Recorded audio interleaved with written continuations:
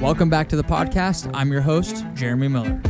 Every week, I chat with fascinating people from all walks of life in order to bring you knowledge, inspiration, and insight. If you enjoy the show, you can support it by subscribing, leaving a review, and sharing it with a friend. This is the Jeremy Miller Podcast.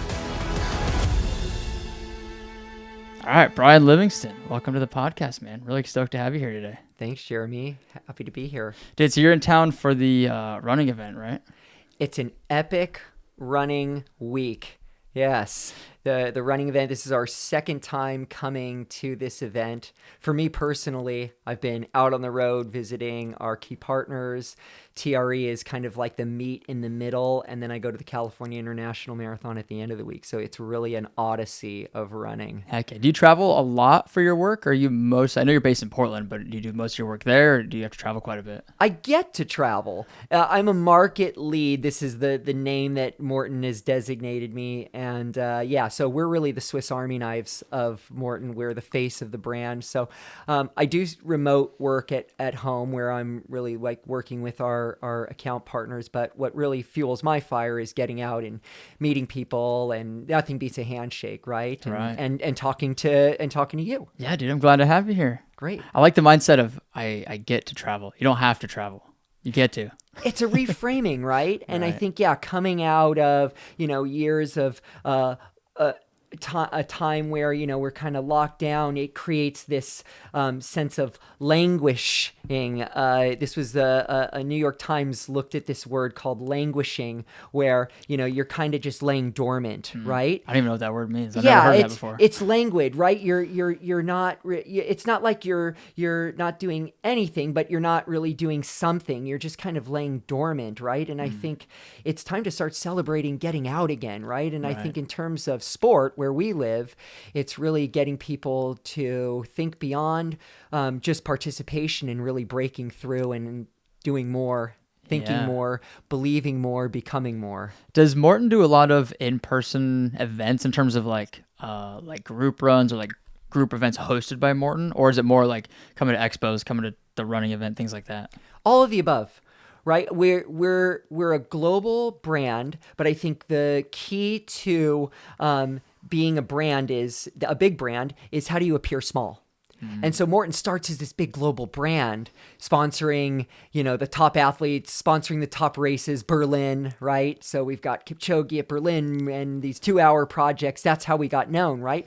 How do you distill that to the local level, right? So you've got to really be in both of those hemispheres. So that's what I really get a kick out of is how do you take a big brand and make it feel small and familiar? Because that's where really you can meet somebody where they're at and move them. Yeah, that's interesting. Yeah, that's got to be a challenge for big companies, because it's like, corporations are so massive. It's hard to relate to them, I feel like. Whereas if you give it that kind of mom and pop shop type of feel, it's like, it's more relatable. Whereas, like Nike or something huge is like, how do you relate to a brand of that size? I love that you say that, because I gave 15 years of my life to Nike, which was great. And Maurten only has 50 employees, right? Nike has 55,000 employees. Maurten has 50. So while it appears like a big company, it's actually still pretty small and almost kind of like a startup. And so I love that you mentioned that juxtaposition of Nike and Maurten, because they are very, very different, but essentially trying to do the same thing is create that familiarity. And it's easier at Maurten because we haven't reached that level yet where people are making big salaries and people are complacent, and you have what's called excessive civility, where people are like, things are cool, I'm complacent, you go along to get along. We're still a culture that's growing and accelerating, and so it's open to ideas and open to change. And people like myself, at my level, can make an impact and have my voice heard. Whereas at really big corporations, you're kind of a cog in the wheel. So it's at a really critical point. Maurten is we're kind of past the startup phase, but now we're in this acceleration phase of growth. We're really well known, and now it's about really connecting with athletes of that mindset of really breaking through, right? Not just showing up, but breaking through. We want to be the brand that really challenges you to do more. That's incredible. I would have never guessed Maurten's only 50 employees. Yeah. Like, you guys seem, in a good way, a bigger brand than that. Like, because it's, I mean, you sponsored the Boston Marathon when I ran it earlier this year. I know you mentioned Berlin. You guys have a huge expo booth, like from what I saw at the running event. It's that's crazy. It's only 50 employees. I would have never guessed. Do you know what number employee you were when you came in? Somewhere in the turn from 20 to 30s. Yeah. So definitely probably when it was more in that startup phase, right? Yeah, there's definitely that feel. We all go over to Gothenburg twice a year, and we all fit in the kitchen and project the slides up on the kitchen wall. Oh my goodness. We just got back, and this was the last year where we did half of the meetings in the kitchen, and the other we did at the university hall across the street. So we are starting to grow, and we're starting to outgrow that kitchen. We still maintain that kitchen mindset, right? And that's really, I think, that the thrust of the company is just how do we keep it as a family. And I think that's kind of unique to Swedish culture too, is the Swedes are very, family and connection oriented. They even have a term that kind of defines their life, lagom, which means just enough, and not too big, not too small, just right. And connectivity and strong work-life balance. So it's a great change from the hustle and bustle that used to come with working for Nike. Yeah, let's go back to those Nike days before we got to Maurten. You want to just kind of run us through your whole journey? Because I know you were a pretty high-level runner even before the Nike days, right? I'm in my encore years now. I'm trying to find that midpoint between dad bod and Olympian. I'll get there. I after graduating from USC in 2000, I actually said I can't continue to live in LA. I was obsessed with running.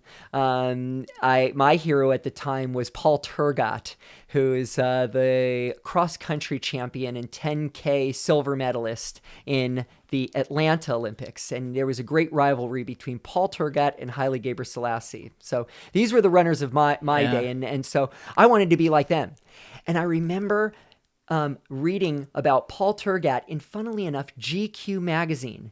GQ magazine did a little blurb on Paul Tergat, okay? And it was around him and his training, and he gave two pieces of advice. He said, to be a great runner, don't be afraid of hard work, and don't be afraid to sacrifice your life for running.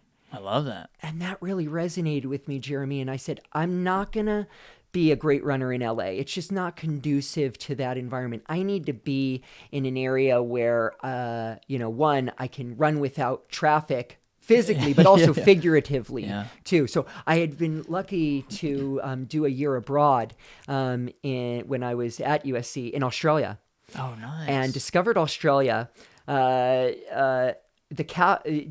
familiar? If I was to ask you what the capital of Australia is, do you know what it is? I feel like I want to say Sydney, but I'm going to give you multiple choice because this was actually a question on Who Wants to Be a Millionaire. Oh, gosh. Okay. A, Sydney, B, Melbourne, C, Canberra, or D, Brisbane. Oh, gosh. I'm going to say C because that's the only one I've never heard of. And you'd be right. Oh, okay. It's Canberra. Okay. I would have never guessed that if you didn't tell me. And nobody, and I think they actually got it wrong or had to lose a bunch of lifelines to get the answer because they asked the audience and half the audience said Sydney, half the audience said Melbourne. Yeah. And nobody really knows about Canberra, but Canberra is really a great training destination in Australia. Aussies actually hate Canberra. When they hear that I lived in Canberra, they're like, Canberra, mate, why'd you live down there? But when you tell them you're an athlete, they get it because it's called the bush capital because you walk out your door and you're surrounded by bushlands there. So you can be on a trail within 5 minutes and run just miles and miles of uninterrupted trail. So that's why the Australian Institute of Sport is there. So the Australian version of the Olympic Training Center that we have in Colorado Springs, that's there. And it's a non-distraction atmosphere. It's a political town, so people don't party, right? Well, I don't know, maybe they do, but it's not a raging party city like Sydney or Melbourne. It's it's lower key. Politicians, the defense force bases are there and stuff. So it's a paradise for distance runners. And Nice. I had, and so I've been lucky enough to do a year there. This was after college? Studying, doing a year abroad as part of my study. And so when I graduated from USC, I said, I'm going to move to Australia because I need to sacrifice my life for running. And it's not going to happen in LA. So I moved to Australia and I go on a tourist visa because I'm just like, fuck it. I'm just going to go and just see what happens. That's awesome. And see what I can turn this into. So it was great because you can't just live on mayonnaise sandwiches alone, which is what I was doing while I was trying to make my living as a running bum. But I went back to school in Australia and I got my master's in teaching. And so that opened up a whole bunch of new doors for me that actually allowed me to qualify for permanent residency in Australia as a teacher. So I was teaching over there, and teaching is a great job to have as a runner because you get after your day ends at 3.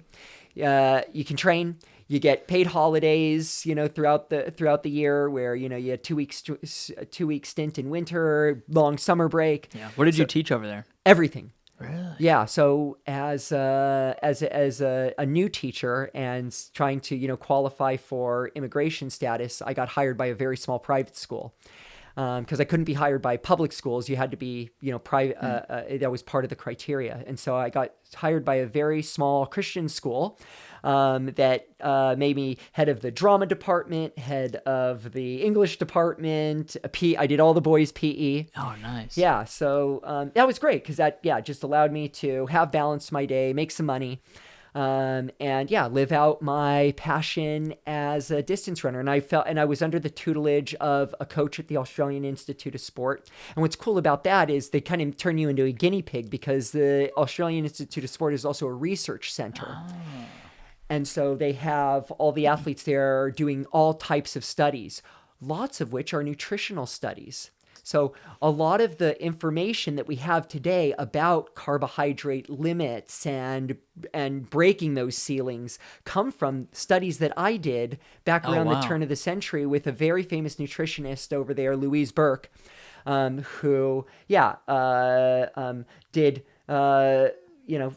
rudimentary studies of taking gels and seeing how much faster, how much more efficient you could run with fueling, right? Which I had really never done before. Mayonnaise sandwiches, that was it. There's a little bit of carbs there and the 2 pieces of bread, but we didn't really know anything. Right. I grew up with Gatorade, a kid of the 90s.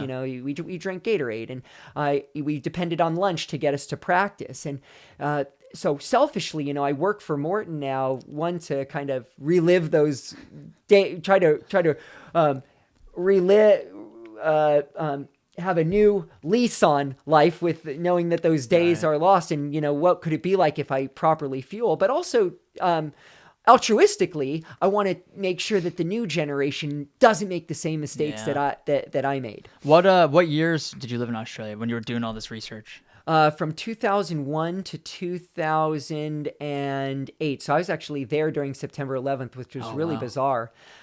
Just being abroad and seeing all that happen, and then just not even going home for that, but just like being in Australia and seeing that through the filter of Australians was really interesting. But it was a great time for me, and just learning more about myself. I hear like you go through a renaissance in life, kind of at 10 and then 20, and then you have a midlife crisis, which can be a renaissance too at the end of it. But it was a great time of growth for me, and just pioneering spirit that I wouldn't trade for anything else. It was fun. That's so cool. I think that's so crucial for people to get out of their home environment or like wherever they grew up in. Did you grow up in LA too? I did, and so it doesn't put any rigor in your life. Like I actually come from a family of pretty well off upbringing, and so you can't be a good distance runner if you don't suffer, right? So I needed to put some suffering into my life. So yeah, I went to Australia and kind of lived like a Spartan, and that was great. And I think just introducing that rigor in just made me a more effective runner and just effective person. Yeah. Oh, there's so much to the suffering side of things with distance running. Like all the people I know that are really elite or people that continue to hit PRs and hit distance running goals, they've all got like some, whether it's trauma or like some past life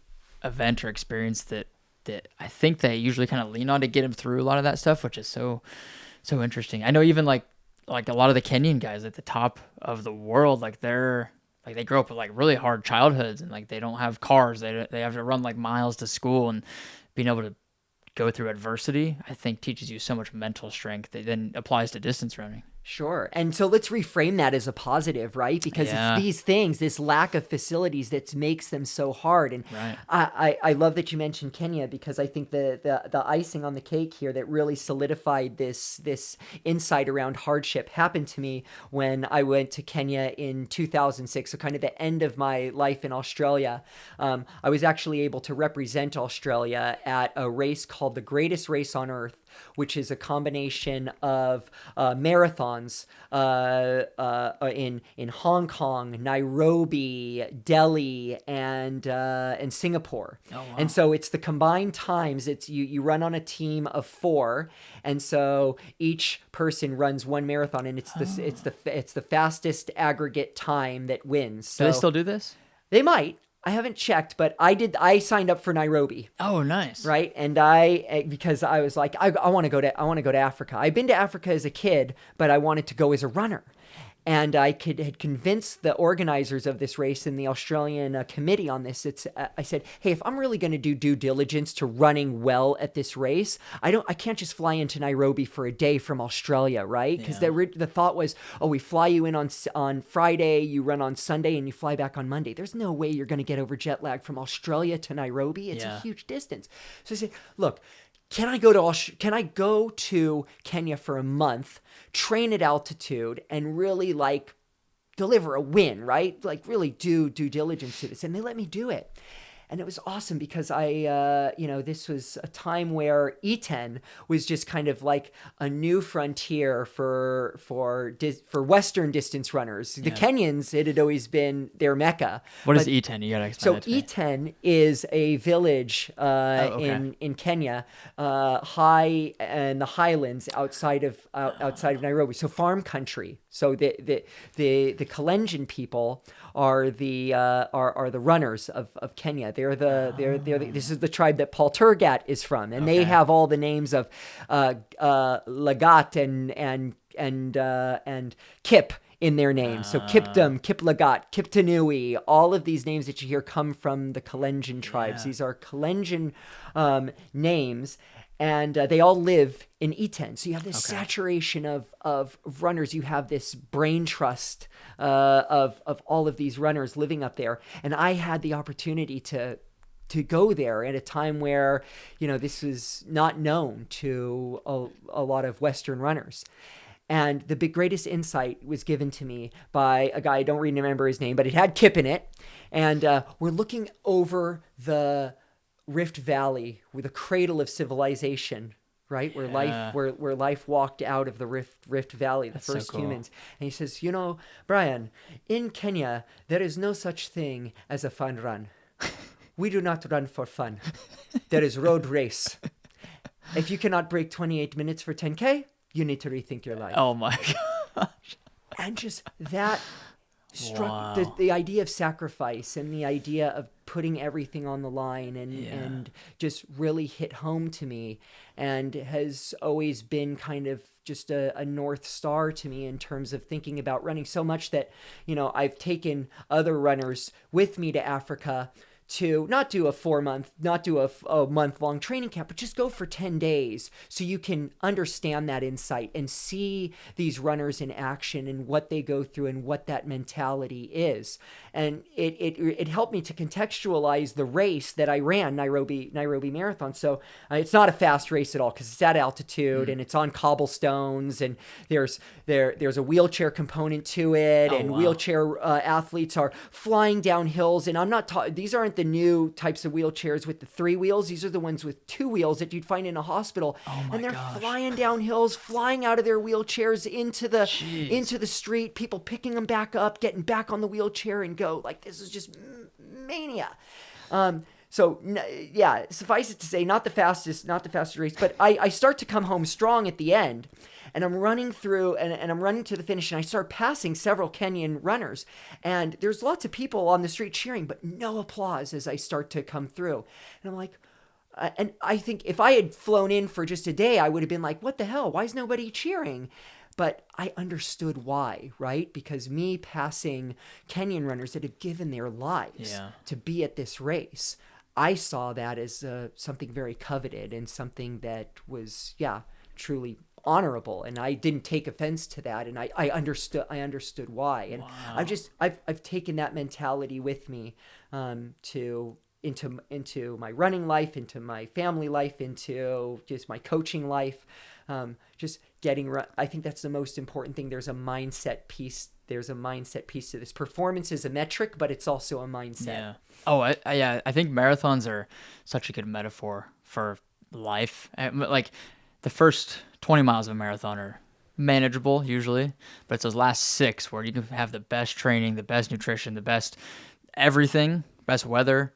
But if you're not mentally strong through those last 6 miles, the last 10K, it's like nothing else matters after that. Yeah, you know this. I mean, you've started to foray even into the 100 ultra races, right? I think marathons are harder than ultras.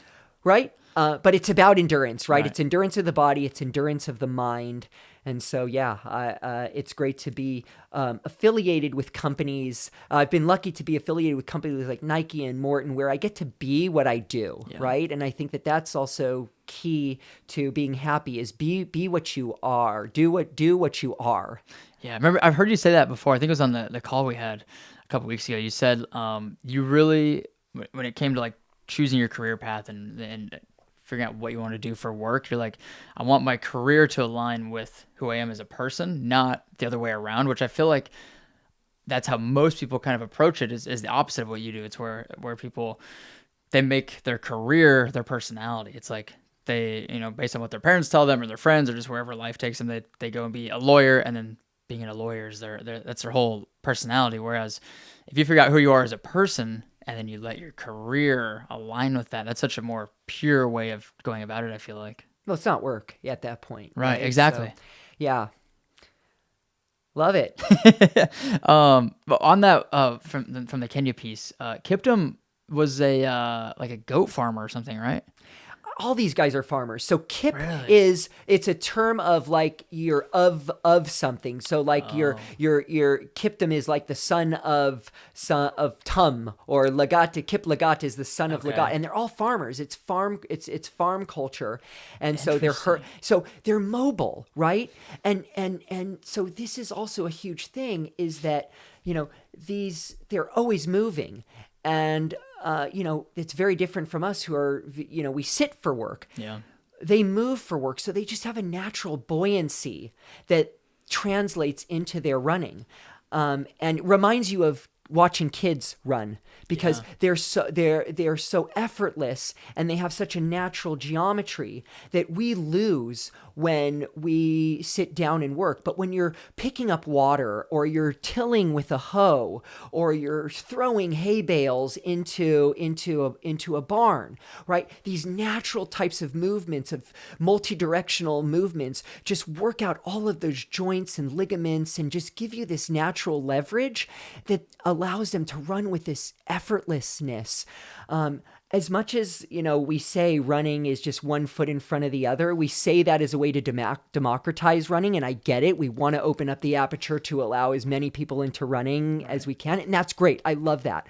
At the same time, though, it's somewhat pejorative because it's not as easy as putting one foot in. It's not as easy as putting one foot in front of the other. There's a very specific geometry to running that actually differentiates it from walking. Because I would say putting one foot in front of the other is walking. Right. Running is actually jumping. So you actually look at the European languages, they have it right. Swedish, running is springa.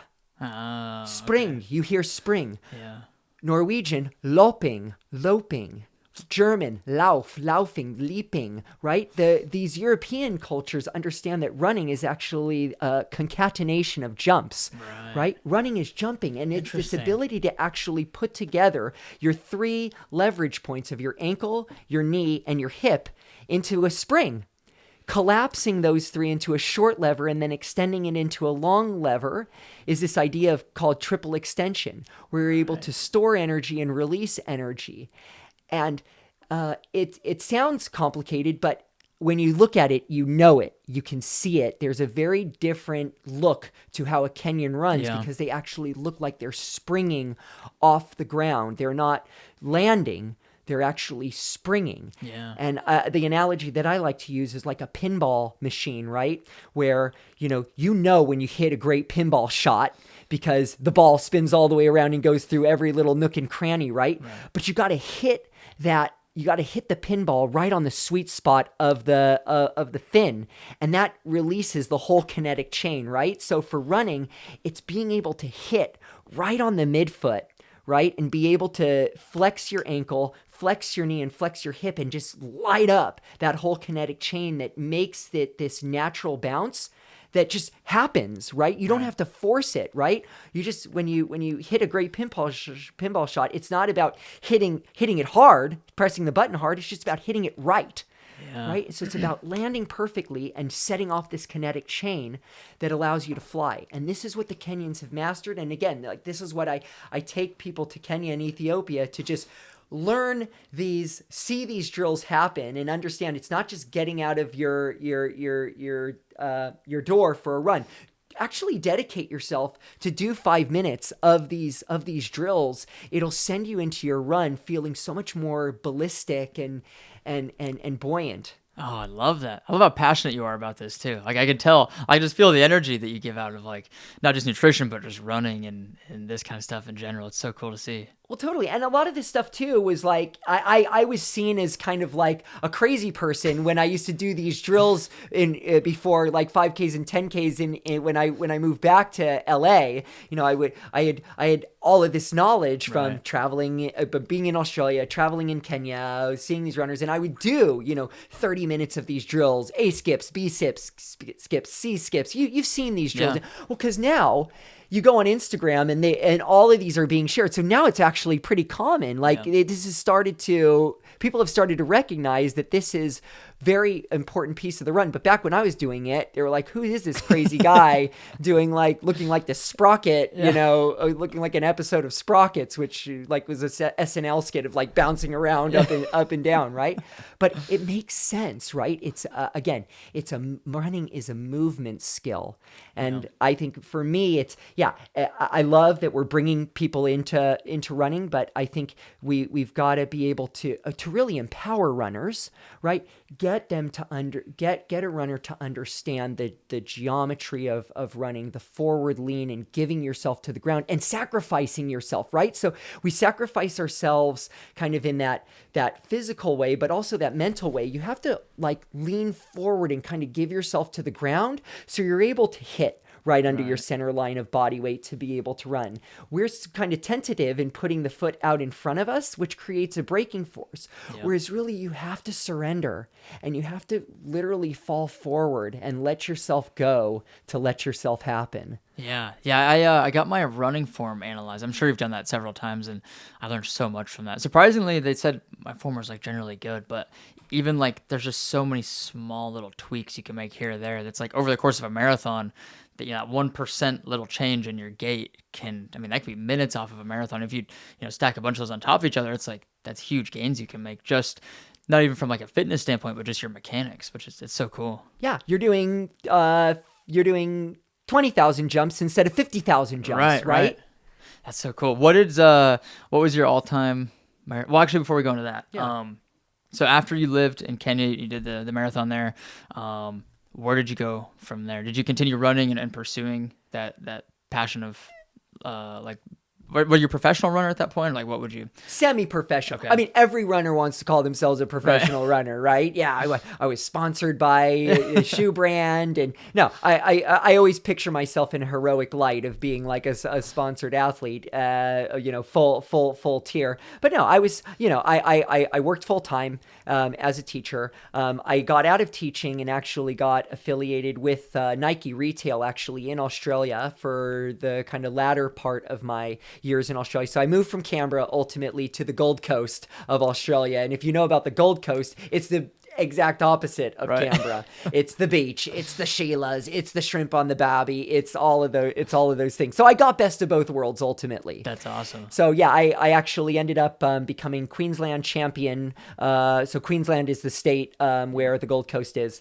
I was Gold Coast champion, Queensland champion for 2 years. So I was the fastest Queensland runner for that race 2 years ago. This is the marathon distance? Yeah, for Gold Coast Marathon. So this is actually a pretty popular marathon globally, and might even be fighting for one of the world major spots because they're looking at bringing a new world major into the mix. Australia is definitely in the running. So I saw Sydney might be one. Yeah, it's probably going to be Sydney because Sydney is a bigger city. But Gold Coast is a really flat, fast marathon. So if you're looking for a flat, fast marathon and want to go down under, try the Gold Coast. But yeah, that's where I lived out my days. And I think at that point, it was end of 2006. I had come back from Kenya and I had felt like I had reached kind of my karmic purpose with Australia. What was your all-time marathon PR before you go too far? So 2:21 in the marathon, and that actually happened in Los Angeles when I came back from my time in Australia. Okay. So I did not run my fastest times in Australia, but I'll tell you why. Yeah. Because I'm not a marathon runner, but I think in running lore, the events that only have equity that people only want to hear about is the 100, the mile, and the marathon. Right?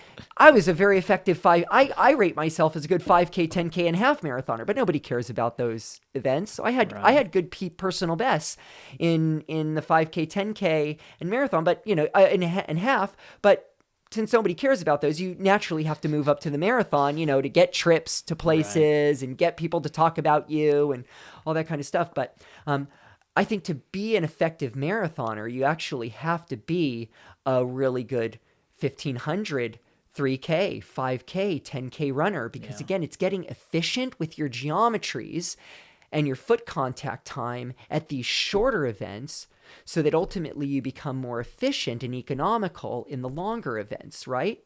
Because if you can run fast for a 1,500 sub 4 minutes for that, then a 5-minute mile seems feels pretty easy, right? Yeah. And you can kind of sustain a 5:20 pace in perpetuity. So I know a lot of runners just want to immediately jump to the marathon, but I always say to them, "What's your 5K PB? What's your 10K PB?" "Oh, I've never run them before." Well, mate, you gotta get fast at these distances and Kipchoge showed us that, right? Of winning in Paris as an 18-year-old in just under 13 minutes for the 5K. That's what gives him the 2 hour the 2 hour speed. And I would say the same for the world record that happened in Berlin this year with Tigist Assefa. She's an 800-meter runner. She ran 1:59 in the 800. Oh wow! Right, so that 1:59 speed translates to a 2:11 in marathon. So there's definitely a correlation there that shouldn't be ignored. And I think too, it allows you more longevity in the sport too, because you're not killing yourself week after week to achieve these high mileage levels. You can, when you have good 5K, 10K, and good mechanics at those distances, you're more durable. Over the long runs. Yeah, that makes perfect sense. That's so weird how, like you said, the 5K, 10K, half marathon don't really have that like allure that the marathon, the mile, that those have. It's so strange. 'Cause in my opinion, I think a 5K is so much harder than a mile. Obviously, it's 3 times the distance, but it's near your marathon pace, but 3 times the distance. It's like, I think it's sorry, mile pace. I mean, yeah, it's so interesting. What was your favorite event out of all those? Was it the 5K? I love the 5K because I was a huge fan of Steve Prefontaine. I watched that movie Without Limits. I don't know if you're. I haven't seen that. Yeah, you got to see it. It's a must. So Billy Crudup plays Steve Prefontaine. Monica Potter plays his girlfriend. Donald Sutherland plays Bill Bowerman, the coach that went on to help co-found Nike. Tom Cruise actually produced it. Tom Cruise is actually a very good runner. Interesting. And so he put a lot of production money behind it. Yeah. Great movie. I mean, my generation really obsessed with Steve Prefontaine, and he was the 5K runner that went to the Munich Olympics, finished 4th, but put himself out on the line to take gold. Right. 5K was kind of my pet event. 10K I was good at. I really enjoyed half marathon too, because you're just getting to that pain point, and then it kind of stops, but you just feel enough suffering. That's a fun distance. Yeah. And it doesn't require so many training miles either. Exactly. Yeah. Is Kelvin Kiptum a Maurten athlete? We're trying. Yeah. Yeah, not yet. We never say no at Maurten. We say not yet. We've definitely, let's say that Maurten is obviously trying to affiliate itself with the top athletes. And we're working with Kelvin, and trying to see what we can do further to help him break through to even bigger past bigger goals. Do you know what he fueled with for Chicago? Yeah, so he did do Maurten. My understanding is that he took a lot of caffeine gels, and even used our Bi-Carb system to actually help him fuel in the race too. Interesting. Yeah. I'm sure you guys are really hoping to get him on, because Kipchoge is a Maurten athlete, correct? Yeah, Kipchoge's a Maurten athlete. We've been working with Kipchoge since the Breaking 2 project, and he's always been fantastic advocate for us, and just a great ambassador for the sport. Right. I mean, anytime you have the world record marathon holder as an athlete, that's got to be huge. Yeah. I think it's a good segue into Maurten. Came back to the U.S., continued running, and you coached and taught a little bit when you came back, and then you joined Nike, right?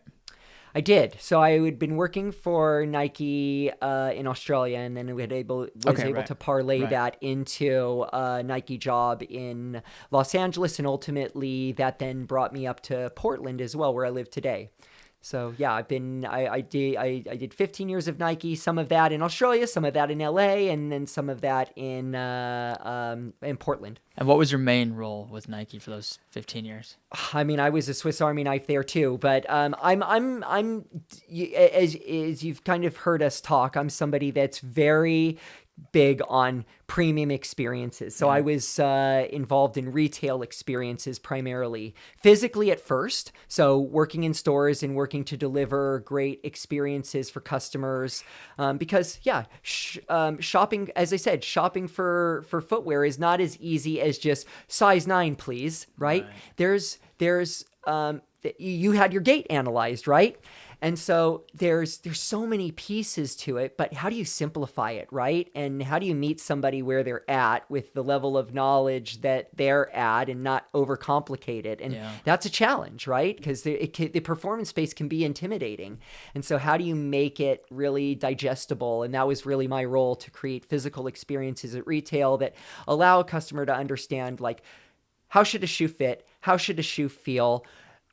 Ultimately, how do I get it on their foot fast enough so that they're experiencing it? Because you can only talk about innovation so much. You need to experience it. And I think a lot of retail gets involved with talking ad nauseum about features and benefits. You got to just try stuff on and start using it, and jumping on the treadmill, and even taking it home for a couple days to run in. And if it doesn't work out, come back, figure it out. But it's an iterative process. So I had to really work through that with Nike in a physical physical realm. And then I ultimately moved into the digital realm of Nike. So working on their website to try and deliver these kinds of experiences digitally. So how do you go onto Nike.com and find your size, the type of run that you're interested in doing, and how do you meld those interests together to find the right product for you? Yeah, interesting. So you've always kind of been a teacher / coach in some regard. Like, I mean, I'd say even now as a Maurten rep or your time at Nike, like you're educating, you're teaching either the retailer or the consumer about the product, right? Like it seems like you've just got a passion for like that teaching and coaching. Is that accurate? That's my source code.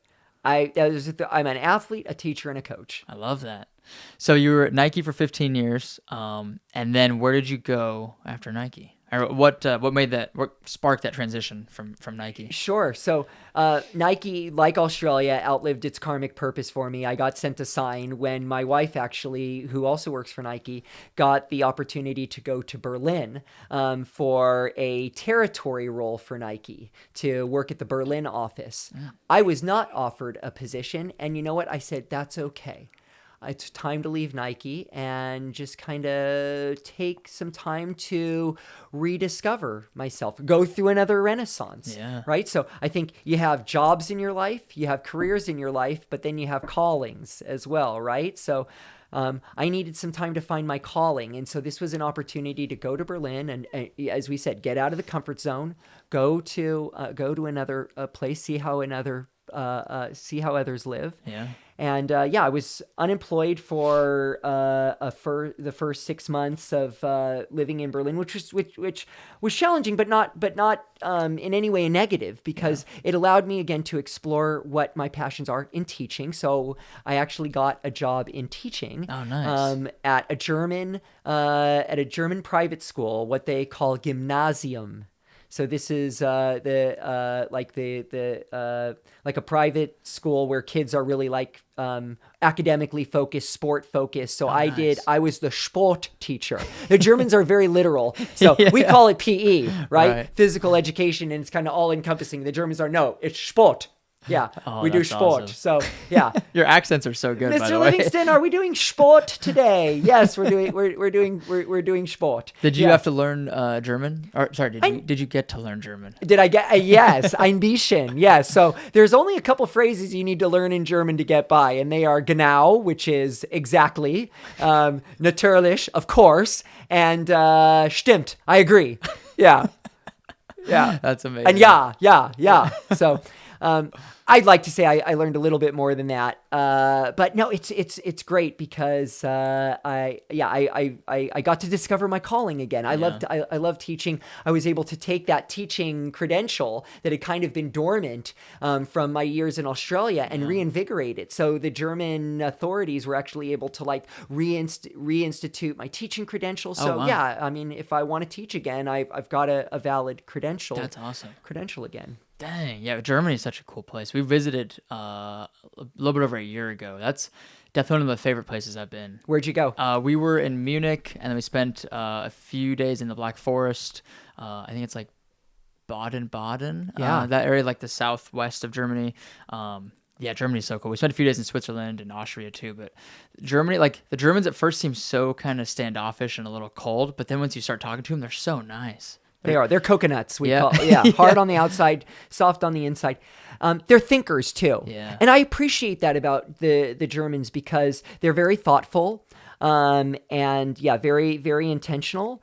And that's great. At the same time, though, being a thinker sometimes diminishes your ability to dream. So they're thinkers, but not dreamers. Yeah. And so, as a runner, you probably know this too, is when you run, you can kind of eavesdrop on people's conversations because you run by them and you get a 3-second glimpse into their life, right? You hear people walking by you and, Priya's got a job, but not a job. Or, you hear these kinds of sound bites that resonate with you. And in Germany, 9 times out of 10, when I would run by a couple talking, I'd hear the words "Ja, aber," which means yes, but. And that defines the German culture, where it's a yes, but it has to be challenged, right? And so as much as that's great, that's sometimes limits a conversation and stultifies a dream and and creates a barrier to what can be. Americans are a yes and culture, so we would be ja und, yes and. The Germans are yeah but. And so it's a very that's I think the key difference between us. And you need both, right? Yeah. You need to be able to have a dream and go after it and be ambitious. But also you need to have that, and you need to have that caution as well, to make sure that you're sometimes going slow to go fast. Yeah, that makes perfect sense. And that's a lot of what Maurten is, and that's what helped me to really understand Maurten too, because a lot of the European cultures are somewhat like that as well. It's not just Germany. Going slow to go fast. Whereas I think, we're very much of a different mentality. Fail fast, move fast, Zuckerbergian, break things, right? Is kind of our culture. Yeah. And so I've had the fortunate ability to travel the world and see these different paradigms and find a Goldilocks. That's so cool. for my life. So we did 2 years in Berlin. What year was this? This was 2020 to 2021. So COVID. Oh, okay, nice. And that's what ultimately brought us back, because I think we would have loved to have stayed in Berlin. It's such an accessible city. It's very, for a global city, extremely affordable, extremely accessible. The greatest bread you've ever had. You can get a bread roll, you get a brötchen for 20 cents, right? There's so much bread over there. Oh my God, it's so good. It's so good. It doesn't make you feel like the bread does here either. No. It you can eat so much of it and you feel just fine. Yeah, you're just floating on bread. Yeah. So we would have loved to have stayed, because it's central too. Berlin is so central to everywhere in Europe. So we would have loved to have been there for, longer. 2 years wasn't enough. But that COVID happened, my wife was really relegated to working from home in her working from home. So that's not a real international experience if you're kind of sequestered at home. So she was lucky enough to be able to find a job back at Nike in Portland. And so in 2021, we moved back, and that's when I started at Maurten. Nice. And how did you get linked up with Maurten initially? So it's funny because all roads invariably collide, as you know, and and a lot of my life was with Nike, and so are many others. So the head of global sales for Maurten was the former sales head at Nike. Oh, and so I had met him in Berlin at Nike, and then he had moved over to Maurten, and he told me that he was building the North America organization up. So Maurten had been initially just based in Europe and distributing out to the U.S. market, but no direct representation. And so wanted to have a few representatives, one on the West Coast, one on the East Coast. Ultimately, we'd have one in Central as well.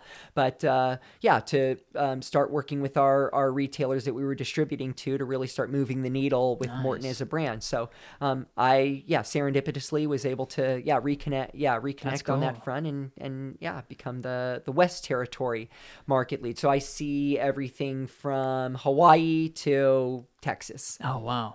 Yeah. What year was Maurten founded? Do you know?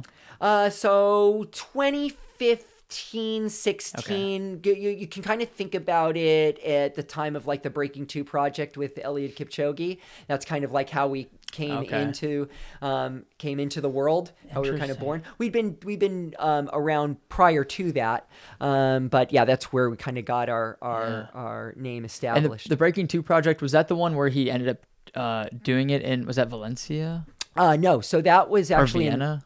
So Monza was the first Breaking 2 project with Nike. It was called Breaking 2, and they did it on a Formula One Monza track in Italy. I watched a documentary for that one. It's a great documentary. It's so good. National Geographic did it. It's a great documentary. Watch it at any level. Again, you understand the road run mentality versus the fun run mentality, right? So that's how that was the first project. And then Eliud says the world is only 25 seconds away, right? And so he had run 2:25. He did not break the 2-hour barrier, but essentially we knew it was possible, right? And so Eliud wanted to really sanctify it and get it done. And so he was able to replicate the effort in Vienna. I want to say a year and a half or 2 years later. I can't remember exactly when the Ineos project was. That one was called 159 or something, and that was the Vienna one on the circuit. Same kind of science and research at play though, of wind tunnel pacing, fueling.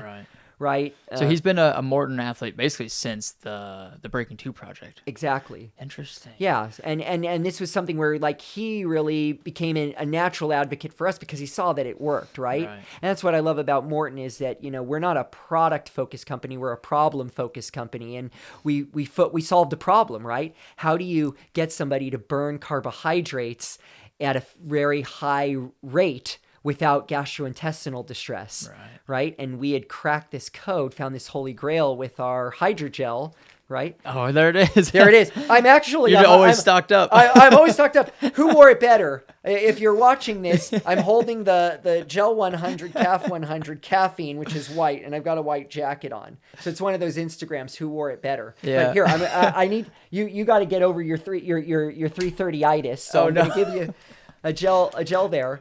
Should I take it now? Why not? I might be wired. I usually don't do caffeine past noon. Save it for a zone 3 to zone 5 run. Well, I got 100K on Saturday. I love it. So let's kick it. Let's kick off the run with that, and then let's microdose with 100 milligram doses of caffeine throughout it. I give you that because that's our technology. That's our hydrogel, which solves a problem. Right? We're encapsulating sugar inside of a gel, so it's not touching the stomach acid and it's going quickly to your intestine where it can be oxidized. Right. So you aren't what you eat. This refrain is not correct. You are what you oxidize. When you're in the stomach, you're not the body. So we got to get out of the stomach and into the intestinal tract where we can actually deliver that energy to working muscles. So that's hard. When you just have a free-floating sugar in your stomach, that requires mucus and blood to come to that stomach and digest it. And when you're trying to run with your arms moving up and down, you're getting that jostling, you're hearing it, you're feeling it. It's not comfortable. So we've found a vehicle, we found an Uber to be able to trap that sugar and put it right into the intestine where you can get it essentially 21 minutes.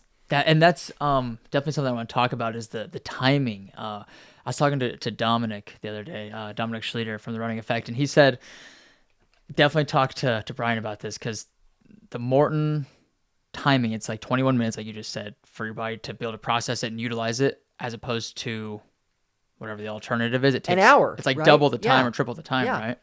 And it's just because of the delivery method, the way that it gets into your stomach. Is that right? Basically what you just explained? Yeah, the Kenyans call it the magic drink, and it kind of is, and kind of is magic because what's happening is this gel is tricking the stomach into thinking that it's water. In fact, you look at the ingredients on the gel, and the first ingredient is water, right? So the stomach thinks it's water, and what happens when the stomach has water in it? It makes you want to go to the bathroom, right? And so it triggers and cues the intestine to start to open and start to absorb those carbohydrates. So you have a very quick gastric emptying rate with Maurten because it's tricking the stomach into thinking that it's water. Interesting. And so you're getting that energy so much quicker, and that's what you need at these higher intensities, right? So at the lower intensities, zone 1, zone 2, right? At these kind of somewhat sub-threshold intensities, you rely a lot more on fat. But when you're in an oxygen-poor environment at these higher intensities, you can't run on fat. Or you can run on fat, but you can't run fast on fat. Right. Carbohydrates become king at that point. And so you've got to be able to find a quick way to shuttle those carbs. And Maurten really has delivered the holy grail to be able to do that because we're giving you those carbs protected and quickly and cleanly too. Because you look at our ingredients, we're not flavors, we're not colors. So these typical acids that have to be added are absent in this. It's all natural, right? Yeah. Yeah, that's incredible. And is the hydrogel, is that like a proprietary thing where it's like the secret ingredient that only Maurten knows, basically? Not necessarily. Hydrogel has actually been in the food and pharmaceutical industry for the better part of 40 years. Oh, wow. And so it's funny because Maurten is named after a guy named Maurten. Oh, I never knew that. I've always wondered where the name comes from. Well, yeah, the first thing I have to teach people is how to pronounce it, right? Because people say, is it Martin? Is it Maurten? So Maurten is actually spelled Marten, but there's a ring over the A. We call that a Kreuzig. I just learned this the other day, but it's like an accent that's unique to the Swedish language, where that A, when you it actually sounds in English like OAR. So when you see that A, that's actually pronounced OAR. So there are Martins in Sweden, but there are also Maurtens in Sweden that look like a Martin because they have the A, but it has this ring over it. Okay. But here's the challenge, Jeremy. When you're doing a web domain, right, you can't use a Kreuzig. You can't have a ring in your lettering. So we had to find a way to give Maurten credit for the company by sounding out his name, Maurtn, to create that OAR sound. And is Maurten is he like one of the founders of the company, or is that whoever created the hydrogel technology, or who is that? He's one of them. So okay. He and Olaf, our current CEO, our CEO, are the founders of Maurten, and together they discovered through pharmaceutical science, because that's where they both come from. Okay. Dr. Maurten Freikas is in cancer delivery drugs from Uppsala University in Sweden. Sweden is a big research culture. Yeah. And so they had seen how hydrogel had been effective in transporting medicine to the guts of sick patients. Well, is there an unlock for sports, right?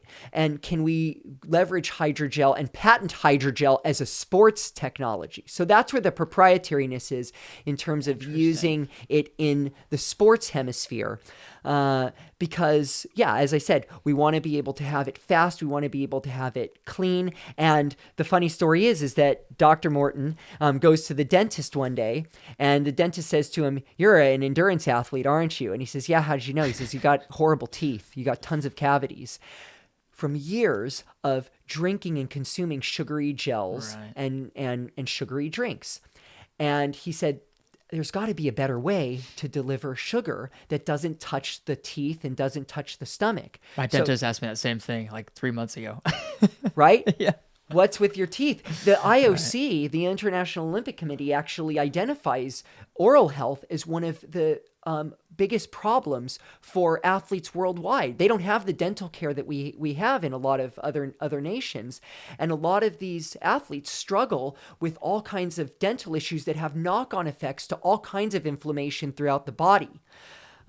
So if you can regulate the biofilm environment of the mouth and the stomach through, neutral pH neutral types of products like Maurten, you can mitigate the cavities and also the gastrointestinal distress. Yeah. So we're protecting the teeth, we're protecting the stomach. I know people love flavors and colors and all that kind of stuff, but you can be a party in the mouth, but you're going to be a hangover in the stomach, right? And Maurten is trying to really be the solve to that too. We're not about flavor, we're about function.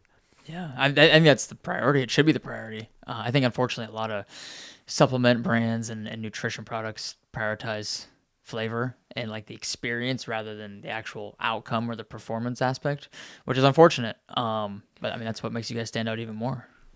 Spot on.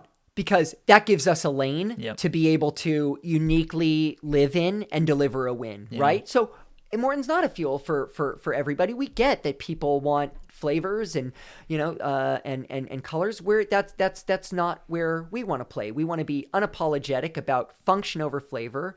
We're really that performance fuel for that runner that wants to run at those higher intensities, zone 3 to zone 5, where carbohydrates are king.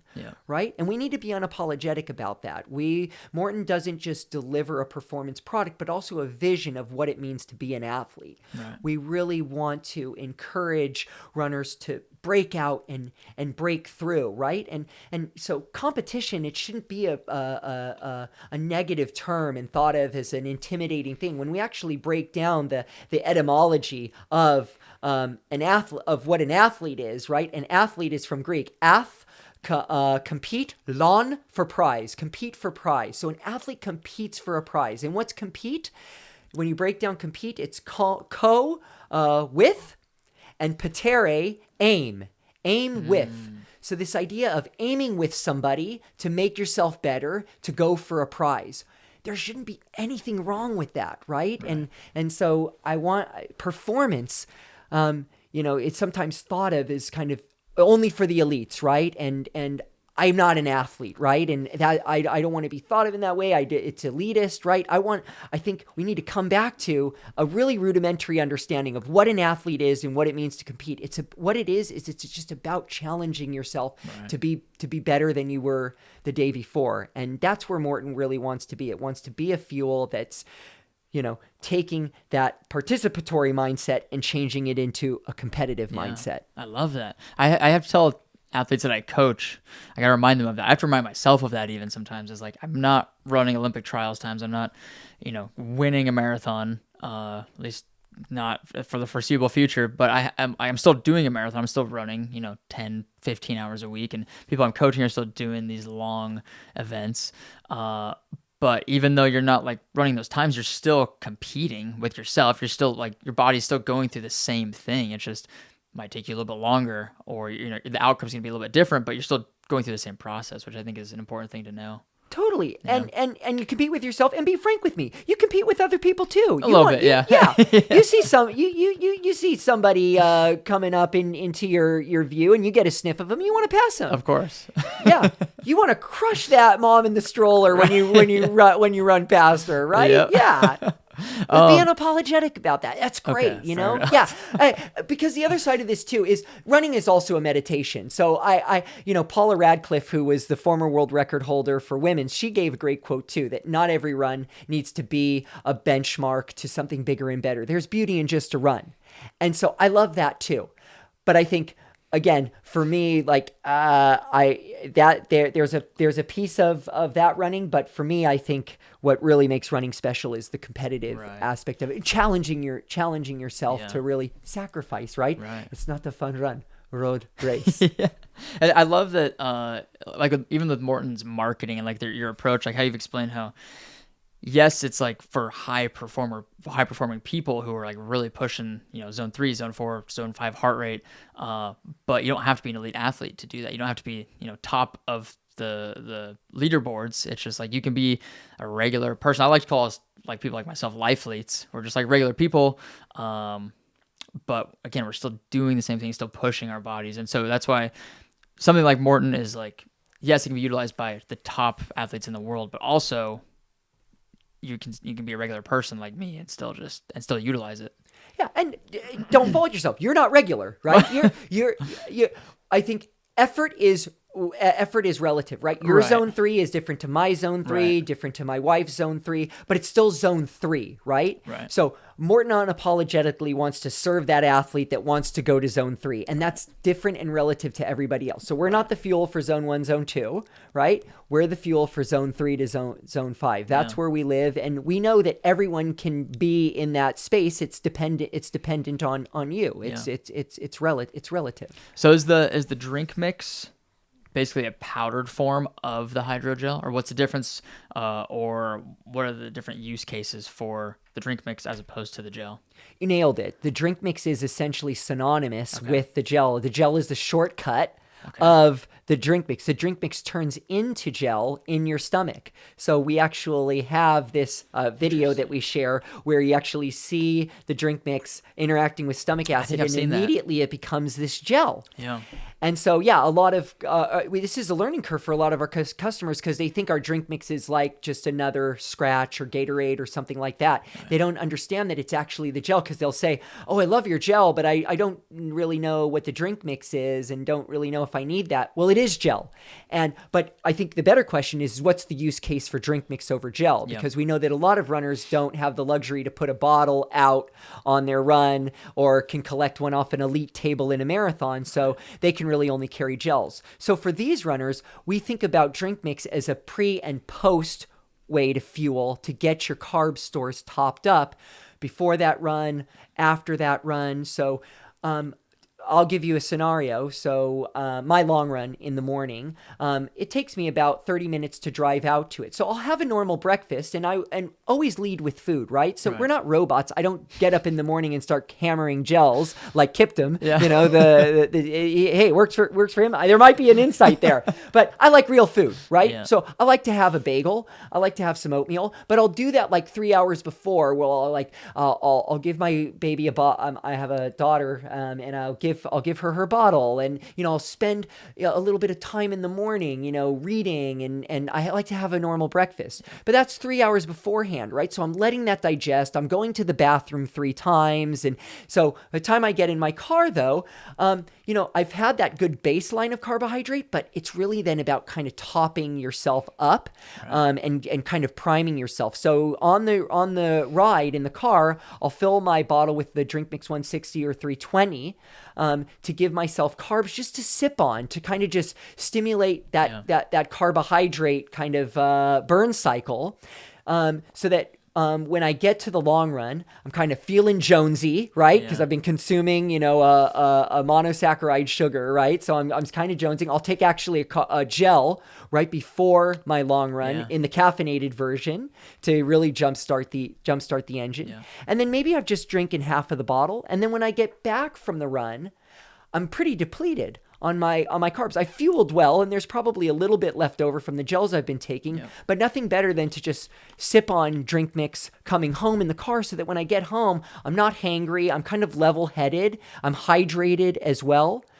So, I don't make an impulsive decision when I get home to eat something like a tired athlete would, overindulging in something, or eating to excess to try to satiate myself. You can get a nice satiation quality by just kind of drinking some drink mix to just replenish those carb stores. So think about it as a pre and post, and also as a hydration solution as well, especially in the Drink Mix 160, which is a little less saturated in carbs, because Maurten, remember, our 160 these numbers are calories, and you divide by calories to get divide by 4 in the calories to get the carbs. So 160 divided by 4 is 40. You get 40 grams of carbs in the 160, 80 grams of carbs in the 320. Well, the 320 is a little bit more viscous and more fuel focused, and the 160 is more hydration focused. So if it's a really hot day, I'm taking Drink Mix 160 in the car. I'm sipping on that. And then if I'm ever doing track intervals, I like the idea of kind of those longer recoveries between reps. I'll leave my bottle at the 400 meter mark and kind of just sip on drink mix throughout the session, and it just kind of keeps you tuned in, and not kind of, you feel it, right? You really you turn yourself into a carbohydrate burning machine. And so you have to train your body to do this, because the natural inclination of the body is to burn fat, because that's what we have the most of. And a lot of runners actually think that, I should be a fat adapted athlete, right? And because I've got lots of fat and I might as well run on that. Right. The problem is fat doesn't shuttle as fast as carbs. It takes 6 times as long. So you can run on fat, but you can't run fast on fat. Yeah. So even for the ultra runs, turn yourself into a carb adjusted athlete. You're going to run so much faster. You're going to recover so much better, because carbs really give you that energy quickly and allow you to get that energy back quickly for repair. Yeah, even the like low carb runners that I know, I'm not sure if you're familiar with Mike McKnight. His Instagram is the low carb runner. His like the bulk of his training and his like daily life, he eats like ketogenic, low carb, but then during races, he relies on carbs, because it's like at that point it's like jet fuel basically. It's like nitrous oxide, because his body's so used to using fat. And I don't know, I mean, this works for him. I don't know the actual science behind all this, but I think he incorporates a little bit of the carbs maybe during his like longer training runs and stuff. So his body's still used to using carbs if he needs to. But I think when he gets to the races, he's like pure carb burning. But I don't know how this works again. I'm not a scientist or anything, but I think you can almost kind of do both at the same time. Is that right? Where you can burn a little bit of fat plus carbs, or are you either one or the other? I don't know if you know that, but from what I know with him, he uses the carbs as like a boost, but he also kind of can rely on that fat adaptation like as a backup almost. I don't know if that makes sense. You are right. There's merit to both. So, but I would say it needs to be very periodized, right? Because it is a zero-sum game for the body. You either are a fat-adapted athlete or a carb-adapted athlete. So there has to be a transition at some point because something's got to give. If you become a fat-adapted athlete, it's at the expense of becoming a carb-adapted athlete, right? So runners like your friend need to be very intentional to say, for my preseason and bulk and base phase, I'm going to become fat-adapted. But then you got to drop that and then say, now it's time to go full carbs and try to get yourself off that fat adaptation to really become carb adapted. But you are right. There is merit to this idea of trying to create kind of a more, by being somewhat starved of carbs, you can essentially create an impetus to be somewhat more absorbent of it. Science is still kind of fuzzy on it, but I think there's some merit to this idea of, you starve something and you create a vacuums for when that energy comes in. I would say safely for any athlete that wants to train at a high intensity level, carbs. Right. Yeah, of course. Right. Don't try to fast run. Don't do fasted runs.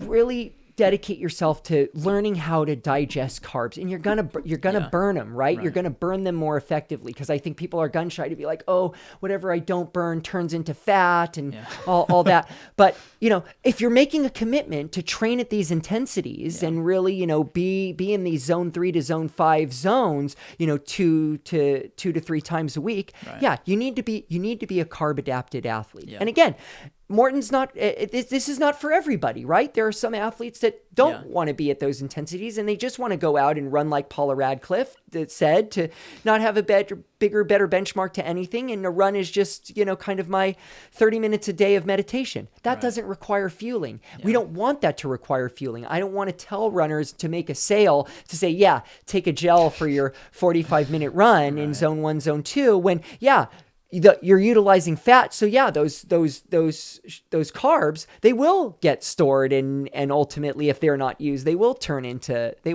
fat. So you got to be a fit for purpose. We are very fit for purpose. We're unapologetically carbs. I keep saying that, but to really ram it home to say, we're really trying to move the needle and trying to get people to understand the value of carbs and that they can do more than they previously thought they had. Because we used to think that the upper limit of how much carbohydrate we could take. So when I was at the Australian Institute of Sport, we thought it was 60. And then we discovered that it's actually 90, and now we actually know that we can go to 120. Oh, really? Yeah. But our mantra at Maurten, our slogan is get used to it. So it's kind of cheeky. For us, though, it's this idea of get used to training with carbs. Train your gut just like you train your everything else to take on carbohydrates. And nutrition has really become a third pillar in performance, right? You have tech, you have training, and you have nutrition now. And so we really want to be the crown jewel in the nutrition piece for that athlete that is in that zone 3 to zone 5 space. Yeah. And I think I should have prefaced Mike, the low carb runner. He does like 200-mile races. So he's like, he's probably never above zone 2, I would imagine. And so that's probably why that more kind of hybrid approach would work for him, I would imagine. Right. And I would argue that he does burn carbs ultimately, because there is a contribution at that point, because there's points at which he goes uphill, and even though he's running in zone 2, his heart is actually in zone 3, zone 4. So his body does draw on carbs. And so there's something called a crossover effect where as the intensity increases, fat dials down, carbs dial up. So they're always kind of working in concert with each other. That's kind of how that works. Yeah, I've heard him talk about that explicitly, like where he said he tried pure keto, like pure fat burning and no carbs. And he said when he'd go uphill, that exact thing, he said he had no push because he had no carbs available. And I'm sure you're familiar with like Zach Bitter. He at one point had like the American, or might have been the world record for fastest 100 miles. Okay. And he's basically the same approach. Again, ultra runner, so it's a little bit maybe more complicated between the fat, but he's more fat adapted, I think, during training and all this, and then introduces the carbs leading up to the race. And then I don't want to speak too much for them, but it's so interesting. And it seems like the science is pretty set on like carbs are the superior source at like zone 2 or zone 3 and above, basically. Yeah, high zone 2, zone 5. That's where the body starts to move over, starts to experience this crossover effect into okay, we're as I said, we're always burning both, but now it's time to really truly over-index on carbs because we're not in an oxygen-rich environment anymore. When we're in zone 1, zone 2, we can breathe through our nose, we can talk, and fat is a very oxidative fuel. So you have a lot of oxygen, you can burn fat. So people that want to lose weight, walk. Yeah. Right? Because you're taking in all that oxygen, you're burning that fat, right? And you're not calling on carbohydrates at a walk, right? So you're going to burn fat. Yeah. But as you start to increase those intensities, you can't breathe through your nose anymore. You're breathing through your mouth. Your oxygen is poor. We need to and we can't shuttle fat fast. Yeah. So we have to do carbs. And this is something that's been a learning curve for me because, we used to think of bonking as kind of a rite of passage in my days of, running around the turn of the century. Yeah. You kind of said, oh, I bonked, but you know what? I didn't drop out, right? I had about 8 minutes of dizziness and then, your body then transitions to fat because you're out of carbohydrates, you're out of muscle glycogen at that point. So you transition to fat. So a lot of people drop out because they can't handle that transition, but a good runner should be able to kind of narrow down that window of discomfort into like a 4-minute chunk to then come out of it and then run on fat. And so the old school of thought was learn how to run fast on fat. And so my marathons were always kind of bittersweet because I go out at a fast pace, but I could never run a negative split. And I felt like I could finish marathons strong, but I never felt like I could really finish marathons like fast, right? And because you're out of carbs, and so you're running on fat, and you just can't run as fast. But now that you can push levels of 90 and 120 and kind of create a carb burning cycle where you can burn carbs in perpetuity because you have this vehicle with Maurten to be able to deliver the carbs really quickly. The body's not running out of carbs. You're constantly fueling it. So you think about topping up the tank with a drink mix to really set that baseline and then microdosing yourself with these 25-gram hits of carbohydrate every 5K. You keep yourself burning carbs in perpetuity so you never bonk and you don't have to go through that rite of passage. And it's a new rite of passage of trying to run a negative split. Yeah. Oh my gosh, my first marathon. I think I had like 2 gels and it was like goos or something terrible. And I bunked so hard. It's not enough. It was miserable. You only had 50 grams of carbohydrate. Yeah, if that, honestly. Yeah, if that. Didn't carb load, didn't do anything. Right. Remotely what I should have done. Right. So the Gel 100, you said it's 25 grams of carbs? Yeah, so divide by 100. Okay. Divide. And then because there's 0 protein, 0 fat, right? Right. Okay. And then you guys just came out with the Maurten 160 not too long ago. Correct. And I used those for Chicago. Great. And my main question I really want to ask you about regarding those is, so like from my knowledge, the typical cadence of taking a gel is like every 30 to 45 minutes to keep those stores topped up during a race. But I've always wondered, like, since these 160s came out, like, are you still taking that gel every 30 to 45 minutes, or can you spread it out more because you're getting more calories, more carbs, so you can spread it out, or because your body can process so much more?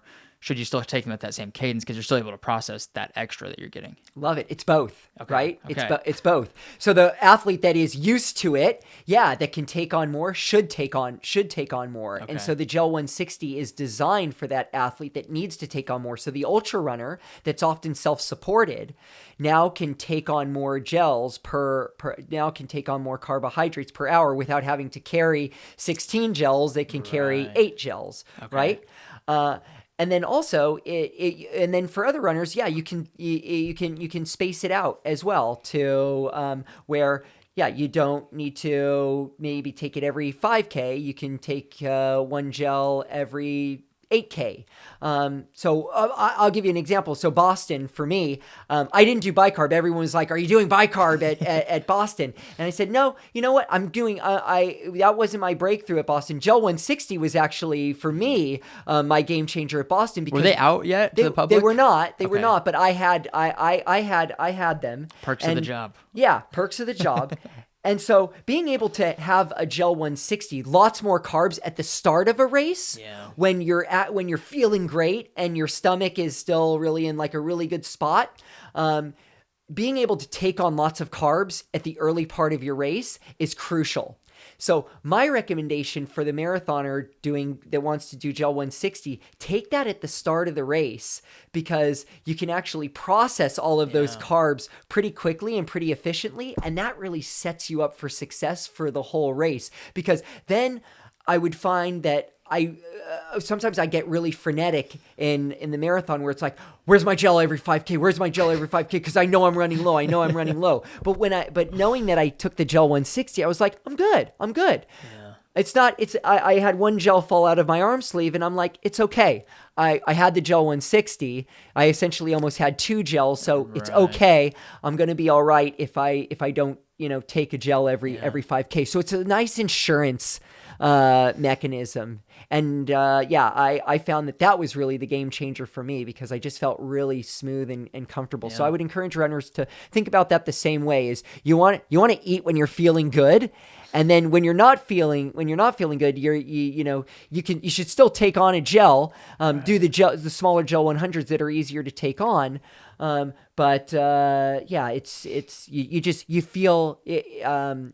just feel a lot easier. It's not as straining when you're, nice and topped up. 100%. That makes perfect sense. The Bi-Carb. Actually, before I ask you about Bi-Carb, caffeine versus decaf or non-caffeinated. I know you mentioned using caffeine at the very start of a race or very start of a big workout or something. Would you then want to continue, say like, just for me personally, like I have this 100K on Saturday. It's going to take 8 hours or so. I'll probably be zone 3 for most of it. Would you recommend using caffeine right at the start and then continuing to stay topped off every gel with caffeine, or what would you recommend there? Yeah, so we have a fuel guide actually, Jeremy, and I would encourage you and your listeners to go and explore this, where we actually show you on Maurten.com very clear blueprints for ultra runs on how to incorporate all of our products into ultra distances, 5Ks, 10Ks, ultra triathlons. The going research on caffeine is this idea that 100 milligrams is your price of entry. It's a cup of coffee. It's a shot of espresso. That's kind of like your price of entry. What's great about Maurten is we truly measure it out, right? Because a Starbucks cup of coffee is different from a Lavazza cup of coffee, right? You never know how much you're going to get. So I love to do the actual drink mix caffeine, the drink mix version of our caffeinated product, because I can kind of sip on it like a cup of coffee in the morning, and that gives me 100 milligrams. And so that's kind of like my baseline, right? That's my Maurten coffee. I like that. Right? And then the research shows that really, it's dependent on the individual.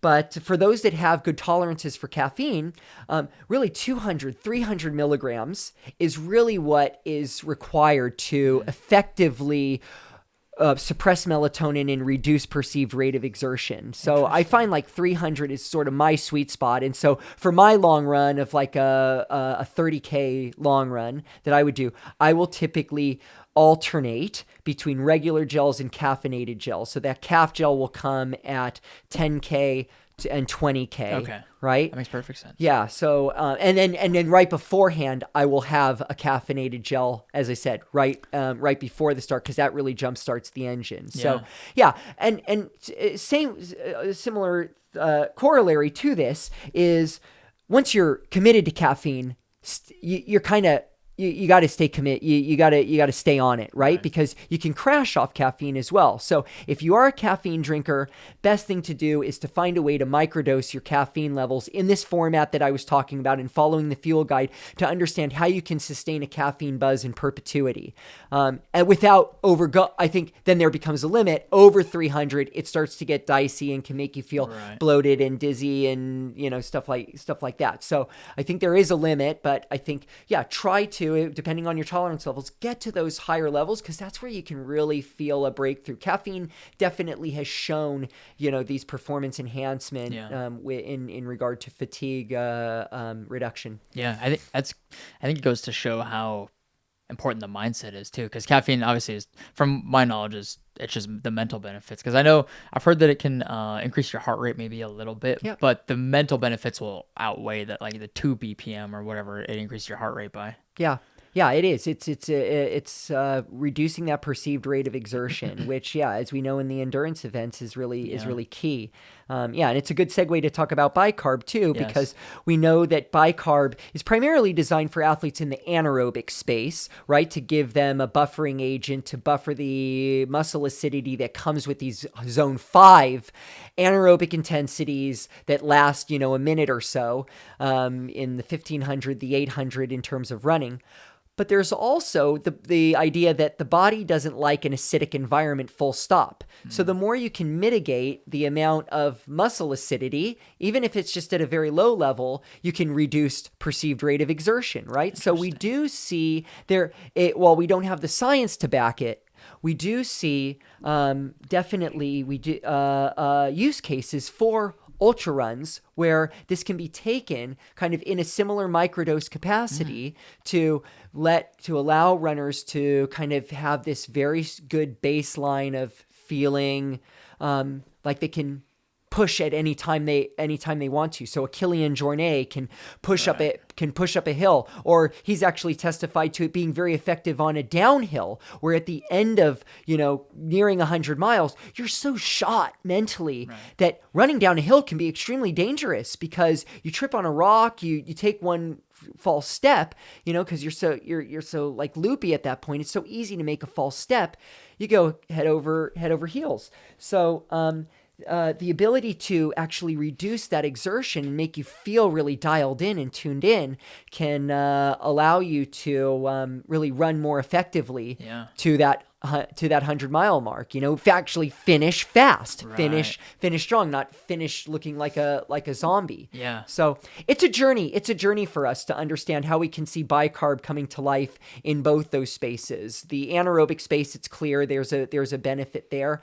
But then, for the marathon, I think Kiptum is showing us interesting things there. And then Kilian Jornet and Tom Evans, who won Western States, the former Army sergeant from Great Britain. He's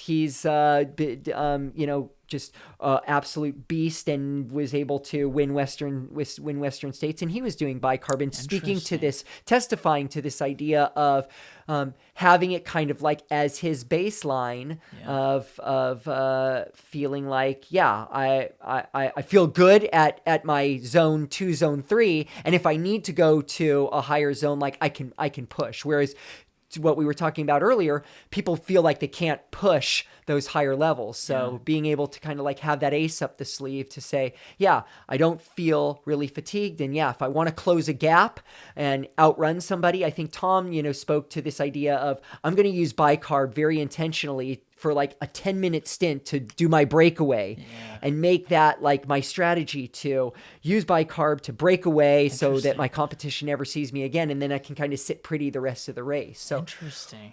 We're studying all these things. Maurten is very go slow to go fast. So you're not going to see a ton of marketing around us from Bi-Carb because we are really trying to vet it with athletes, understand the testimonials. Anecdotes aren't enough, though. We have to have science, complementary research, complementary to that. So it's going to take a year for us to engage other research universities to actually show the studies on usage in anaerobic capabilities and usage in ultra capabilities as well. And that's what Maurten, and that's really what Maurten wants, is us to be truly vetted and validated, not just putting out a product to make a buck. Right. I like that. So the Bi-Carb's been like Bi-Carb as a universal product has been out for a while, right? But Maurten's came out, I think it was end of last year, maybe February of this year. Okay, so not even so less than a year old. And what do you think makes Maurten's Bi-Carb different from traditional Bi-Carb or other styles of it? Delivery vehicle again. So the same hydrogel technology that we use to protect sugar from touching the stomach acid, we're using to protect baking soda from touching the stomach. So baking soda is a base, and when you put a base with an acid, you're going to blow up, right? So we have to find a way. Because that's always been the issue with bicarb systems, right? Right. We know that we could very easily go into grandma's cabinet and grab out the baking soda and take a teaspoon of that. And yes, there are buffering capabilities to mitigating the muscle acidity, but tremendous gastrointestinal distress that comes from that. So it's been untenable. We haven't been able to find the holy grail to be able to deliver it into the intestine. So what hydrogel does for carbs, Bi-Carb does for baking soda. This system of being able to protect these pellets in this gel so it gets timed released into the intestine to create a sustained buffering effect that has a peak, but then maintains itself over the course of 3 to 4 hours. And so there's where we see the interesting use cases of the ultra space. Right now, we're really focused on kind of this peak piece that can be very effective for people racing in the 800 and 1500 meters, where they clearly have this window of opportunity where they can truly mitigate all of the muscle acidity and feel like they can run, an 800 in a negative split potentially, right? Which is unheard of, right? Or that's from an anaerobic standpoint, that's clear.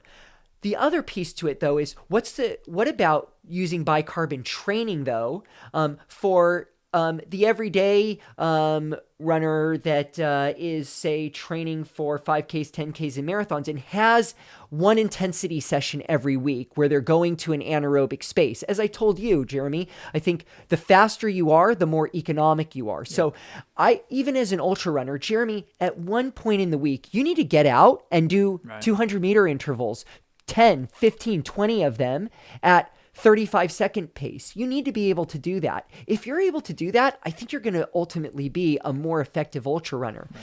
But for that session, right, bicarb it, because you do 30 times 200, not at 30 seconds or sub 30 seconds, because you probably feel like, wow, this bicarb's crazy. I want to go faster. No, do them at 35 seconds, like I told you. Yeah. But recover so much better, right? So, do 40 of them, right? But do them all at what I told you the intensity was, 35 seconds, and recover so much better. Come off that session and be like, wow, my body didn't really feel like it was pushing. 35 seconds for each 200 felt pretty easy.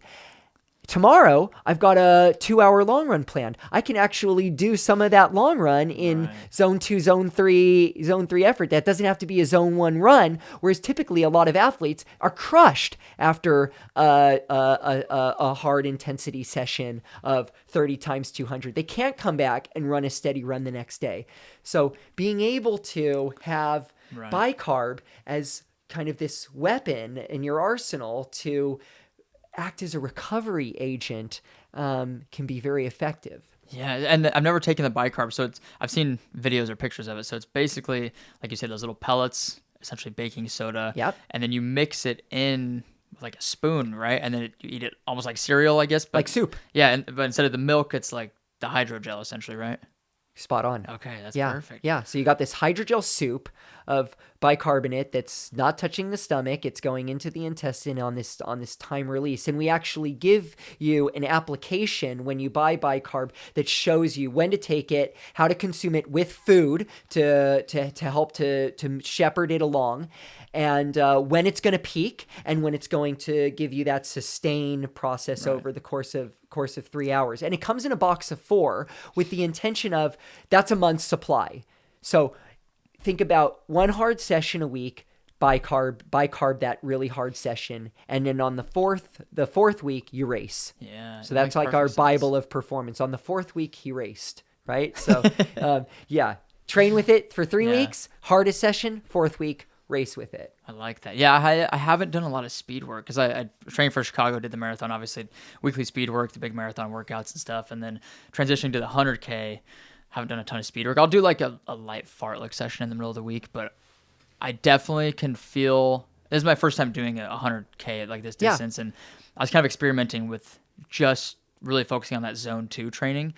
And I definitely can feel my speed dropping without doing those weekly speed sessions. And so I'm excited to get back into that. Let's do this. Let's try Bi-Carb for your fartlek session. Okay. Yeah. Let's do it. Yeah, probably. So the race is on Saturday. I'll probably take a week off. Or rest a little bit. And then I'm back to it. But back to it. I'm excited to give that a shot. I love it. You're my performance pioneer. You're my Maurten Knight. There we go. Yeah. You're the white knight today with the calf gel. I'm excited. I love the caffeine. Tend to be pretty sensitive to caffeine too, so for me it hits pretty well, which is nice. I like to not do caffeine daily and kind of use it like very strategically, which I think helps for me. But yeah, do you so you talk, obviously you're super knowledgeable about running and nutrition and everything. Do you still race at all? I do. I ran Boston this year. Okay, right. I shared my Gel 160 story. And did you like race Boston, or did you run Boston like I race. I told you I'm an athlete. I compete for a prize and I race, absolutely. So yeah, I this was my second Boston. Last year when I ran Boston, I actually had COVID. So 2021 to 2022 Boston. Yeah, I ran with COVID. I didn't know I had it, but I knew that something was up because I finished in just a heap. So 2023 was kind of my redemption year. And yeah, I mean, my nirvana would be to run all the majors in under 2:30. The calculus changes when you have a kid. And so, yeah, I'm a first year dad. So look, if I can kind of find that Goldilocks between dad bod and Olympian, that's where I'm at. But yeah, I'm still going to mix it out there. I'm always going to be an athlete. Yeah. I want to start to empower the next generation though. So, I want to get back to Portland and take my daughter to the cross country meet for the Nike Cross Nationals this weekend. And start to get her to feel that performance through osmosis. I love that. Yeah. What'd you run Boston in this year? What time? I think I ran 2:35, 2:36, one of those. I honestly don't remember, but it was better than the year before where I think I just struggled to break 2:40, or I might have actually run 2:41. So yeah, I think I ran somewhere between 2:35 and 2:36, but I finished strong, right? And that's what I wanted. That's a tough course. I ran Boston 2023 too. Okay. It was my first time. I had a PR, which is great, but salute. It's a tough course. It is a very tough course. You got to be very strategic with the hills. It'll eat you up if you're not. Yeah, you got to be half samurai warrior, half Buddhist monk. Yeah. It's a balance that you have to find. Yeah. Heck yeah. Would you have any other races coming up? You have anything planned? Yeah, so I did a turkey trot with my daughter over Thanksgiving. We pushed the stroller. So yeah, I'm finding stroller races where I can push the baby along, run with my wife. That's where I'm at right now. Another renaissance is going to come along, Jeremy. So I actually, you might see that my nose is a little bit swollen. I had nose surgery right before coming to Austin due to a boxing injury that I sustained. Oh my gosh! Back in 2010 because I took on an amateur career in boxing. That deviated my septum because I got hit so much in the nose, and just the impact over time just completely moved my septum over to where I couldn't breathe out of my left nostril. It was just affecting my quality of life. So I finally said, I want to do this. So I actually had a 5-year boxing career. So I'm a man of many tastes. Yeah. Yeah. So I have a feeling something else is going to come down the pike. It might be running. I might take up bobsledding. Anything where I'm just pushing myself out of my comfort zone, right? Is where I want to be. And how old are you now, if you don't mind me asking? I'm 45. And you're still ripping sub 240 marathons. That's incredible. Thanks. That's impressive. There's not many people. I mean, the only person I can think of, he's older than you. Ken Rideout. Do you know him? I haven't heard of him. Oh, he's based out of Boston. He's a boxer. Okay. Right up your alley, I think. I think he's... We're kindred spirits. Yeah, he's maybe 55. Okay. He's a little bit older. He ran Chicago like 234 or something. Okay, maybe I do know. He was just on Rich Roll podcast. Okay, I've heard of it. Okay, I know him. He keeps getting faster every year, which is incredible. He's biohacking himself. So this is, again, why I selfishly work for Maurten. Now I'm trying to biohack my way back to some semblance of competitiveness. So look, never say I'm not going to run Boston this year. I missed the window to enter, but yeah, I'm always going to have that competitive mindset. I love that, man. Well, thank you for coming on. You obviously have a wealth of knowledge, so thank you for sharing it with me and everybody listening. If anybody wants to connect with you, where's the best place to do that at? Yeah, so I'm on Instagram. I think is a fun way to connect because I like to give people fire emojis and inspire people. So I was Blivin, Blivin originally, but that account got hacked. So now I'm Blivin 2.0, the reincarnation, Blivin 2.0. That's what I love, because I love to follow more people than be followed, because I want to see, I love when people share their Maurten stories with me. I love giving emojis, and what I give is the Maurten, right? So you heard of the high five. I do a Maurten. Can we do a Maurten together? Let's do it. Here we go. Okay. Yeah, because you heard of like a amen in church, right? So when I say, can I get an amen? You hear amen. So can I get a Maurten? Maurten. There we go. Yes. That's a perfect way to end this. Again, thank you for coming on and sharing all your knowledge and everything with us. This is a pleasure, man. Thank you. You're welcome. Beautiful. All right. We'll see you later. Thank you so much for tuning into the show. If you enjoyed this episode, please make sure to subscribe to the channel, leave a review, and share it with a friend. We'll see you in the next one.